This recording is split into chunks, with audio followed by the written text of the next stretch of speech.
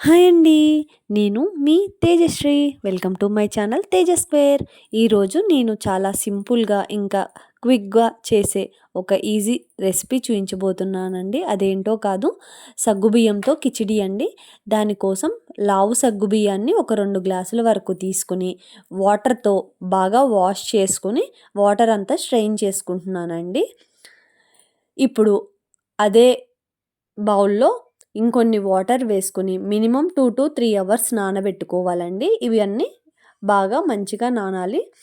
ఇప్పుడు స్టవ్ మీద కళాయిలో నెయ్యి తింటాము అనుకున్న వాళ్ళు నెయ్యి వేసుకోవచ్చండి, లేదంటే నూనె కూడా వేసుకోవచ్చు. నేను ఒక 2 స్పూన్ల నెయ్యి వేసుకుని ఒక గుప్పెడు పల్లీలు, ఒక 3 ఎండుమిర్చి, 2 రెమ్మల కరివేపాకు, ఇంకా 3-4 పచ్చిమిరపకాయలు, ఒక చెంచాడు జీలకర్ర, ఇంకా ఒక గుప్పెడు జీడిపప్పు వేసుకుని బాగా మీడియం ఫ్లేమ్లో పెట్టి రోస్ట్ చేసుకున్నానండి. దాని తర్వాత ఒక ఆలూని సన్నగా ముక్కలు చేసి వేసుకున్నాను. తర్వాత రుచికి సరిపడా ఉప్పు ఇంకా మిరియాల పొడి వేసి ఒక 2 నిమిషాలు మూత పెట్టుకుని మగ్గించుకోవాలండి. దాని తర్వాత అందులో ముందుగా నానబెట్టుకున్న సగ్గుబియ్యాన్ని వేసి ఇవన్నీ బాగా కలిసే వరకు కలుపుకోవాలండి.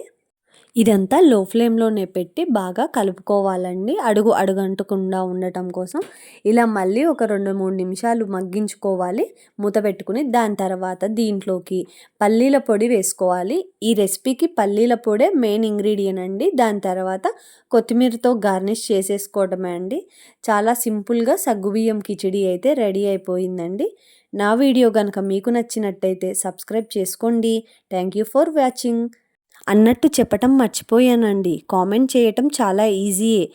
ఒక్కసారి చేస్తేనే తెలుస్తుంది. కామెంట్ చేసినంత ఈజీగా అయితే ఏది చేయటం రాదు. సో ఒక్కసారి ఆలోచించుకోండి.